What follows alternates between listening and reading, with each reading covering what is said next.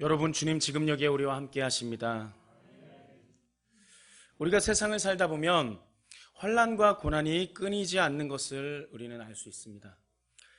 이 환난과 고난은 이 세상을 살아가는 누구에게라도 예외 없이 찾아오는 것입니다. 이렇게 예외 없이 찾아온 고난으로 사람들은 힘들어하고 지쳐 쓰러져 절망하기도 합니다. 그래서 필요한 것이 사람들에게는 위로가 필요한 것입니다. 우리도 지금 갑작스럽게 찾아온 전염병으로 끝나지 않는 이 고통의 시기를 겪고 있고, 또한 각자의 삶 가운데 찾아온 질병이나 어떤 관계, 물질 등의 문제로 고통을 받고 있습니다. 이런 문제가 심해지면 급기야 스스로 목숨을 끊기도 합니다. 이렇게 상처받고 절망한 사람들을 누가 위로하고 회복시킬 수 있을까요? 그분은 바로 모든 환난 중에서 우리를 위로하시고 그 위로를 통하여서 고통을 견디게 하시는 위로의 하나님이십니다. 사도 바울도 그 사도 바울의 삶 가운데 그가 수고하는 그 수고에 대가가 없지 않았습니다. 밖으로는 갈등, 안으로는 두려움을 견뎌내는 삶을 살아야 했습니다. 숱한 환난과 고난의 삶을 살았다는 것입니다. 이런 사도 바울을 누가 위로해 주었으며 누가 견디게 해주었겠습니까? 바로 위로의 하나님이신 것입니다. 우리도 이 위로의 하나님을 믿으시며 오늘 말씀을 통해 위로받으시기 바랍니다. 그러므로 우리 성도 여러분, 우리는 어떠한 환난과 고난 속에서도 위로와 희망을 주시는 주님만 바라보아야겠습니다. 하나님은 위로의 하나님이십니다. 사도 바울은 복음을 전하면서 수많은 고난을 받았습니다. 우리가 말씀을 보다 보면, 신약 성경을 보다 보면 사도 바울의 고난은 너무나 많습니다. 매를 맞고 돌에 맞아 죽을 뻔하기도 하고 쫓겨나기도 하고, 이런 건 부지기수였습니다. 그럼에도 불구하고 그가 절망하지 않을 수 있었던 것은 고난 가운데서도 늘 놀라운 하나님의 위로를 체험했기 때문입니다. 그리고 사도 바울은 그가 고난 중에 체험한 하나님의 위로로 고난받는 다른 사람들을 위로할 수 있었습니다. 본문 4절 말씀입니다.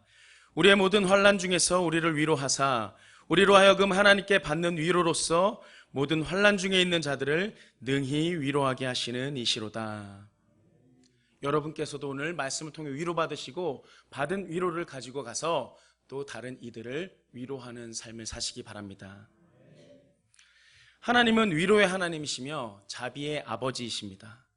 우리 인생이 아무리 힘들고 괴로워도 하나님께서 부어주시는 사랑과 위로만 있으면 얼마든지 희망을 갖고 우리는 다시 일어설 수 있습니다. 하나님께서는 고난을 통해 우리로 그리스도의 고난에 참여하게 하실 뿐만 아니라 그리스도의 위로로 넘치게 하십니다. 본문 5절 말씀입니다. 그리스도의 고난이 우리에게 넘친 것 같이 우리가 받는 위로도 그리스도로 말미암아 넘치는도다. 여기에서 그리스도의 고난이라는 것은 복음을 위해 받는 고난이라는 것입니다. 우리는 하나님께서 주신 사명인 복음 전파의 사명을 감당하며 사는 삶을 살고 있습니다.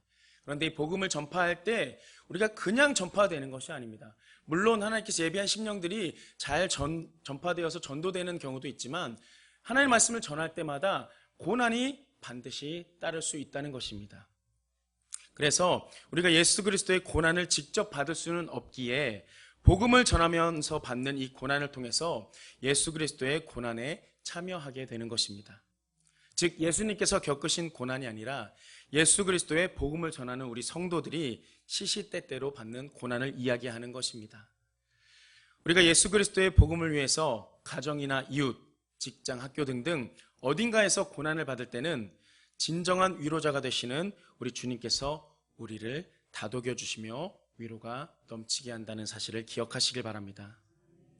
그리고 성도 여러분, 고난은 단순히 고난으로 끝나지 않고 하나님의 위로와 축복이 수반된다는 것을 기억하시길 바랍니다. 하나님께서 이 사도 바울이 고난을 통과하게 하신 이유는 그가 고난 중에 하나님의 위로를 경험하고 자신이 받은 그 위로로 고난받는 다른 이들을 위로하게 하려 함입니다. 병으로 고통을 겪어보지 않은 사람은 병든 사람을 이해할 수 없습니다. 실패해보지 않은 사람은 실패한 사람을 이해할 수 없습니다. 그리고 마찬가지로 고난을 받아보지 않은 사람은 고난받는 사람을 진정으로 위로할 수 없다는 것입니다. 그래서 예수님께서는 우리의 진정한 위로자가 되시기 위해 우리가 겪을 모든 고난을 먼저 겪으신 것입니다. 하나님이신 예수님께서 인간의 몸으로 이 땅에 오셨을 뿐만 아니라 가장 낮고 천한 모습으로 멸시와 천대를 받으시며 힘겨운 고난의 길을 걸으셨던 것입니다. 이사야 53장 2절 3절 말씀이 이렇게 말씀하고 있습니다. 그는 주 앞에서 자라나기를 연한 순 같고 마른 땅에서 나온 뿌리 같아서 고운 모양도 없고 풍채도 없은즉 우리가 보기에 흠모할 만한 아름다운 것이 없도다. 그는 멸시를 받아 사람들에게 버림받았으며 간고를 많이 겪었으며 질고를 아는 자라. 마치 사람들이 그에게서 얼굴을 가리는 것 같이 멸시를 당하였고 우리도 그를 귀히 여기지 아니하였도다. 이런 예수님께서 우리를 위로해 주시는 것입니다. 또 예수님은 우리가 짊어져야 할 죄와 질병 그리고 가난과 저주를 대신 모두 짊어져 주셨습니다. 그것이 이사야 53장 2절 3절 이후에 나온 말씀에서 또 말씀해 주고 있습니다. 그는 실로 우리의 질고를 지고 우리의 슬픔을 당하였거늘 우리는 생각하기를 그는 징벌을 받아 하나님께 맞으며 고난을 당한다 하였노라. 그가 찔림은 우리의 허물 때문이요 그가 상함은 우리의 죄악 때문이라. 그가 징계를 받음으로 우리는 평화를 누리고 그가 채찍에 맞음으로 우리는 나음을 받았도다. 예수님께서는 고난받는 우리를 위로하시기 위해 우리보다 먼저 이렇게 고난받으셨습니다. 히브리서 4장 15절에서 이렇게 말씀하고 있습니다. 우리에게 있는 대제사장은 우리의 연약함을 동정하지 못하시리가 아니요 모든 일에 우리와 똑같이 시험을 받으신 이로되 죄는 없으시니라. 죄 없으신 예수님께서 우리와 똑같아지시기 위해서 고난을 받으셨다는 것입니다. 영국의 빅토리아 여왕은 스코틀랜드에 있는 성 앤드류 대학의 총장인 튤록 부부와 가까이 지냈다고 합니다. 1861년 이 빅토리아 여왕의 남편인 알버트 공이 죽게 되어 여왕은 과부가 되었고 같은 해에 이 튤록 총장도 죽어서 그 부인 역시 과부가 되었다고 합니다. 어느 날 여왕은 예고 없이 이 과부가 된 튤록 부인을 방문했습니다. 여왕이 방문하니까 어떻게 했겠습니까? 앉아있다가 바로 이렇게 벌떡 일어나려고 한 것입니다. 자신을 보고 의자에서 벌떡 일어나려는 이 튤록 부인을 만류하면서 여왕은 이렇게 말했다고 합니다. 일어나지 마시오. 나는 오늘 여왕의 신분으로 당신을 찾아온 것이 아니오. 남편 잃은 여자가 남편 잃은 여자에게 찾아온 것이오. 이게 무슨 말씀이겠습니까? 만왕의 왕 하나님 되신 예수님께서 그러실 필요가 없으심에도 불구하고 인간의 몸을 입고 인간 세상에 인간의 슬픔을 위로하러 오셨다는 것입니다. 그리고 지금은 하나님께서 우리 믿는 자들의 마음속에 보혜사 성령님으로 들어오셔서 언제나 우리의 고난에 위로로 응해주고 계십니다. 환자의 부르는 소리에 간호사가 응하는 것처럼 또 억울하게 체포된 사람이 부르짖으면 변호사가 응하는 것처럼 또 젖먹는 아이의 우는 소리에 어머니가 응하는 것처럼 성령 하나님께서는 우리의 부르짖음에 응하셔서 우리를 위로하십니다. 지금 여러분 곁에 계셔서 위로하시는 성령님을 바라보시길 바랍니다. 그래서 모든 위로의 하나님은 우리와 함께 계신다는 사실을 반드시 기억하시기 바랍니다. 그러므로 우리는 문제와 어려움을 만날 때 문제의 해결자가 되시며 우리의 진정한 위로자가 되시는 예수님만을 바라보아야 하겠습니다. 예수님께서는 스스로 육체를 입으시고 고난을 받으셨기 때문에 우리의 고난을 어떻게 도우실지 잘 아시는 분이신 것입니다. 그러니 성도 여러분, 우리 주님은 우리의 고난을 함께 감당해 주시며 위로가 넘치게 해주시는 분이심을 믿으시고 우리가 받은 위로를 전하며 사는 삶을 사시기 바랍니다. 이런 하나님은 고난을 견디게 해주시는 하나님이십니다. 하나님은 우리가 고난을 견딜 수 있도록 도와주십니다. 본문 6절 말씀입니다. 우리가 환난 당하는 것도 너희가 위로와 구원을 받게 하려는 것이요 우리가 위로를 받는 것도 너희가 위로를 받게 하려는 것이니 이 위로가 너희 속에 역사하여 우리가 받는 것 같은 고난을 너희도 견디게 하느니라. 우리의 본능은, 그리스도인들의 본능은 우리가 고난을 받고 있을 때 하나님께서 우리를 그 고난에서 건져주시기를 기도하는 것입니다. 또한 우리의 본능적인 생각은 고난받고 있는 우리 사랑하는 사람들과 또 여러 사람들을 돕고자 할 때 우리는 그들의 문제를 해결해 줘야 한다고 생각하는 것입니다. 그러나 하나님께서는 우리를 위로하실 때 우리가 받는 고난을 해결해 주시기에 앞서서 그 전에 고난을 견딜 수 있도록 위로를 먼저 해주신다는 것입니다. 그리고 위로해 주시되 여러분 분명히 기억하실 것은 하나님께서는 그 고난을 견딜 수 있도록 하나님 말씀으로 우리의 믿음을 견고하게 해주십니다. 그래서 오늘 말씀을 통해서 여러분의 믿음이 견고하게 되시길 바랍니다. 특히 하나님께서는 고난 중에 있는 우리의 마음에 하나님의 약속의 말씀을 들려주시고 또 이 말씀 내주하시는 성령님께서 말씀에 우리가 관심을 갖게 하시고 묵상하게 하시고 깨닫게 하셔서 우리가 그 약속의 말씀을 붙잡고 하나님만 의지하고 하나님께만 간구하게 하심으로 우리를 그 고난에서 견디게 해주시는 것입니다. 이렇게 모든 위로의 하나님께서 온갖 고난을 겪는 우리를 위로해 주실 때 그 하나님의 위로가 오늘 우리 속에 역사하여 우리가 받고 있는 고난을 견디게 해주는 사실을 기억하시길 바랍니다. 또 이렇게 모든 위로의 하나님께서 우리를 위로하심으로 우리 주위에 고난받고 있는 사람들을 위로하게 하신다는 사실도 기억하시길 바랍니다. 또 우리 서로를 위로하게 하시는 것입니다. 오늘 우리 함께 모인 성도 여러분들께서도 서로 위로하는 삶을 사시기 바랍니다. 우리는 때로 감당할 수 없는 문제와 어려움을 만나면 마치 우리가 사형 선고를 받은 것과 같은 생각을 할 때가 있습니다. 오늘 본문을 보니까 사도 바울도 고린도 교회의 이 편지를 기록할 당시에 얼마나 힘든 고난을 받았는지 살 소망이 끊어지고 마치 마음에 사형 선고를 받은 것과 같다고 고백합니다. 그러나 사도 바울은 고난에 휩쓸려 넘어지지 않고 전능하신 하나님을 의지함으로 이 모든 고난을 견디어냈습니다. 여러분, 사도 바울뿐만이 아닙니다. 갈멜산에서 바알과 아세라 선지자 850명과 겨루어 승리했던 이 엘리야 선지자도 이세벨에게 쫓겨다니면서 차라리 죽기를 구했습니다. 그만큼 고통이 심했고 고난이 심했다는 것입니다. 열왕기상 19장 4절 말씀에 이렇게 고백합니다.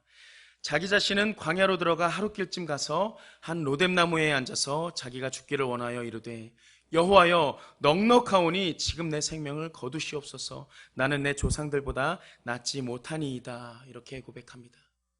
그리고 위대한 지도자였던 모세도 불순종을 거듭한 이스라엘 백성들을 이끌면서 이것이 얼마나 고통스러웠던지 민수기 11장 15절에서 이렇게 고백했습니다. 주께서 내게 이같이 행하실진대 구하옵나니 내게 은혜를 베푸사 즉시 나를 죽여 내가 고난당함을 내가 보지 않게 하옵소서. 내가 죽는 것이 은혜라고까지 고백합니다. 그래서 나로 이 고난을 보지 않게 해달라고 고백하고 있습니다. 어느 시골에 사는 자매가 몹시도 힘들게 생활하고 있었다고 합니다. 신앙생활을 하면서 믿음으로 겨우겨우 이겨나가고는 있었지만 견디기에는 너무나 힘들었다고 합니다. 그래서 주여 내가 너무나도 힘듭니다. 주님 내가 힘들어 죽겠습니다. 이렇게 고백할 지경이었다고 합니다. 그러던 어느 날 꿈을 꾸는데 이 자매가 커다란 십자가를 질질 끌고 가고 있더랍니다. 그때 예수님을 만났고 예수님을 만나니까 이 자매가 주님 이거 끌고 가는데 나 너무 힘들어요. 주님 목수이시지 않습니까? 그러니 나무 십자가를 좀 잘라주세요 라고 했다고 합니다. 그러자 예수님께서 빙그레 웃으시면서 그 십자가를 잘라주셨답니다. 또 꿈속에서 자매는 3번이나 더 자신의 십자가를 잘라달라고 해서 예수님께서 잘라주셨더니 그제서야 이제 한결 가볍고 편해졌다 하고 그 십자가를 가지고 갔더랍니다. 그런데 가다 보니 갑자기 눈앞에 요단강이 보이기 시작했고 뒤에 오던 다른 사람들은 커다란 십자가를 강에 턱 걸쳐놓고 그 십자가를 다리 삼아서 하늘나라로 건너갔다고 합니다. 하지만 그 자매의 십자가는 이미 여러 번 잘라버려서 손 아래 들어올 정도로 너무 짧아져 또 그게 너무 서러운 나머지 강가에 앉아서 털썩 주저앉아 펑펑 울었다고 합니다. 그러면서 예수님을 찾았지만 이미 소용없었다고 합니다. 그러면서 이 자매가 꿈에서 깨어났고 주님의 음성이 그때 다시 들려왔다고 합니다. 누구든지 나를 따라오려거든 자기를 부인하고 자기 십자가를 지고 나를 따를 것이니라. 이 음성의 자매는 아멘 아멘 했답니다. 성도 여러분, 그리스도인의 삶 속에서 고난은 필수적입니까? 라고 물어보신다면 안타깝지만 예라고 말할 수밖에 없습니다. 우리 그리스도인들에게 있어서 고난은 필수적인 것입니다.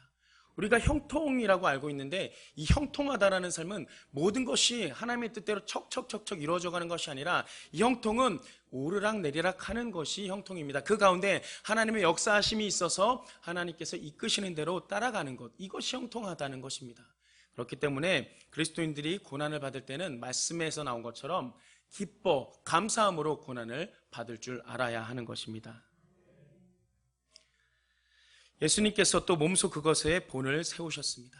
그리고 고난은 축복의 기회라는 이야기도 있습니다. 고난에 힘들어 십자가를 잘라달라고 했던 이 자매의 모습, 하지만 이 모습 역시 우리가 지금 들은 것처럼 단순한 예화로 치부할 만큼 우리에게 남의 일이 아님을, 이것이 나의 일일 수 있음을 여러분 깨달으셔야 합니다. 이것이 나의 일이 아닐 수가 없는 것입니다. 성도 여러분, 때때로 우리에게도 이와 같은 힘겨운 고난이 분명히 다가올 것입니다. 그때 우리는 하나님만 의지하는 법을 배워야 하는 것입니다. 고난의 때에 하나님만 의지하면 고난은 우리에게 유익으로 다가오는 것입니다. 고난을 통과하면서 우리 안에 불순물들이 제거되고 영적으로 우리는 성숙할 수 있는 것입니다.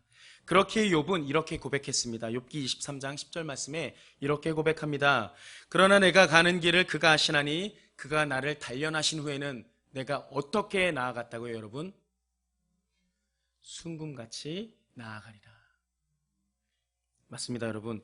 이후 고난을 통과한 욥은 하나님의 절대 주권을 인정하며 자신은 아무것도 아님을 고백하는 겸손한 하나님의 사람이 되었다는 것입니다. 여러분도 하나님께서 허락하신 고난을 통해서 정금같이 단련받아서 순금처럼 나오시길 바랍니다. 그리고 나는 아무것도 아닙니다. 하나님만이 절대 주권을 가진 모두이시고 전부이십니다 하고 고백하는 여러분들 되시길 바랍니다. 이렇게 우리가 고난 가운데 회개하고 나가면 주님께서는 더 큰 은혜로 우리를 인도해 주십니다. 지옥과도 같은 고난 중에도 우리는 하나님만 의지하는 법을 배워야 합니다. 하나님만 의지하면 우리는 어떠한 힘겨운 고난도 넉넉히 이길 수 있는 것입니다. 그러면 하나님을 의지하는 법을 우리가 어떻게 배웁니까, 여러분? 여러분 이미 답을 다 알고 있잖아요. 이 자리에 나와서, 예배 자리에 나와서 하나님 말씀 듣는 겁니다. 하나님 찾고 하나님 만나는 것입니다. 그렇게 우리가 하나님을 만나고 그 만나는 하나님의 위로를 받고 그 받은 위로를 가지고 우리가 또 위로하며 살아가는 것입니다. 이렇게 고난도 넉넉히 이기게 되면 하나님께서는 우리를 다시 살려주시는 것입니다. 사도 바울은 예수 그리스도를 사망 가운데서 다시 살리신 하나님이 죽음과 같은 고난 가운데서도 자신을 능히 건져내실 하나님이심을 믿었습니다. 그런 하나님이심을 믿고 고린도후서 1장 10절에 이렇게 고백했습니다. 그가 이같이 큰 사망에서 우리를 건지셨고 또 건지실 것이며 이후에도 건지시기를 그에게 바라노라. 오직 주님만이 우리를 건져주실 수 있다는 겁니다. 이전에도 지금도 이후에도 오직 주님만 우리를 건져주신다는 것입니다. 사도 바울이 죽음과 같은 고난 가운데서도 이같이 절대 긍정의 고백을 할 수 있었던 것은 예수님을 죽은 자 가운데서 다시 살리신 구원의 하나님으로 바라보았기 때문입니다. 우리를 사망에서 건지신 주님을 믿는 한 죽음도 우리를 어찌할 수 없습니다. 시편 71편 20절에서 시인은 이렇게 고백합니다. 우리에게 여러 가지 심한 고난을 보이신 주께서 우리를 다시 살리시며 땅 깊은 곳에서 다시 이끌어 올리시리이다. 주님께서 우리에게 고난을 보이셨지만 우리로 다시 살리시며 땅 깊은 곳에서 이끌어 올리신다고 하셨습니다. 주님은 우리를 치셨지만 싸매어 주시고 우리를 상처를 주셨지만 다시 낫게 해주신다고 하셨습니다. 그런 하나님을 믿으시고 우리가 비록 고난 가운데 있지만 고난을 유익으로 받으시고 그 가운데서 위로를 얻으시며 위로를 얻으셨으면 우리가 견뎌내셔서 다시 살리신 예수님을 믿고 따라가시기를 바랍니다. 우리를 사망에서 건지신 주님을 믿는 이 부활신앙은 우리가 고난 앞에서도 당당히 설 수 있는 힘의 근원이 되는 것입니다. 그러므로 우리는 어떤 고난 가운데서도 죽은 자를 다시 살리시는 하나님께만 소망을 두고 간절히 기도하며 넘치는 감사로 나아가야 되겠습니다. 성도 여러분, 여러분께서는 지금 어떤 고난 가운데 있으십니까? 질병의 고난 가운데 있으십니까? 물질의 고난 가운데 있으십니까? 어떤 고난 가운데 있으십니까? 다가온 고난을 바라보지 마시기 바랍니다. 다가온 고난을 바라보지 마시고 눈을 들어 우리를 위로하시는 하나님만 바라보십시오. 그리하여 고난 중에 하나님의 풍성한 위로를 경험하고 하나님께 받은 그 위로로 고난받는 연약한 우리 주변 사람들을 위로하는 삶을 살아가시기 바랍니다. 우리 주변에도 고난받는 사람들이 너무나 많습니다. 고통받는 사람들이 너무나 많습니다. 지금 우리 주위를 둘러봐도 우리 교회 안에도 고통으로 몸부림치는 성도들이 얼마나 많습니까? 그것을 위해서 우리가 기도하는 것이고 그것을 위해서 우리가 위로하는 것이고, 그런데 인간의 위로로 마시고 하나님 말씀을 통해 받은 우리 하나님의 위로로 위로하시기를 바랍니다. 우리가 어떤 고난 가운데 있을지라도 하나님만 바라보고 하나님만 의지하면 반드시 우리를 견디게 하시고 넉넉히 이겨 승리하게 하실 것입니다. 이 사실을 믿으시길 우리 주님의 이름으로 간절히 축원합니다. 축원합니다. 기도하겠습니다. 사랑과 은혜와 자비가 무한하신 하나님 아버지, 어떤 고난이 다가와도 믿음으로 잘 견디고 잠잠히 하나님만 바라보는 가운데 넉넉히 이겨 승리하는 삶을 살아내어 하나님께 영광 돌리는 주님의 귀한 백성들이 다 되게 하여 주옵소서. 주님, 우리가 위로를 받는 것에 그치지 않고 말씀과 같이 위로를 전하는 자들 다 되게 하여 주옵소서. 그런 삶을 통해서 우리가 주님의 의를 먼저 구하는 삶이 되게 하여 주시고, 그 삶 속에서 하나님께서 우리에게 모든 삶을 책임져 주시며 우리가 깨닫고 살아갈 수 있도록 인도하여 주시옵소서. 이것을 우리가 행하며 나갈 때 나의 힘, 나의 능력으로 마시고 하나님께서 주시는 힘과 능력으로, 하나님께서 주시는 위로의 힘으로 우리가 위로할 수 있도록 인도하여 주시고, 그것을 통해서 우리도 견디고 고통받는 우리 다른 성도들도 견딜 수 있도록 하나님 인도하여 주시옵소서. 그렇게 우리가 주님 안에서 주님의 사랑으로 하나로 합력하여 선을 이뤄나가며 연합할 수 있도록 인도하여 주시옵소서. 감사드리며 예수 그리스도의 이름으로 간절히 기도드립니다. 아멘.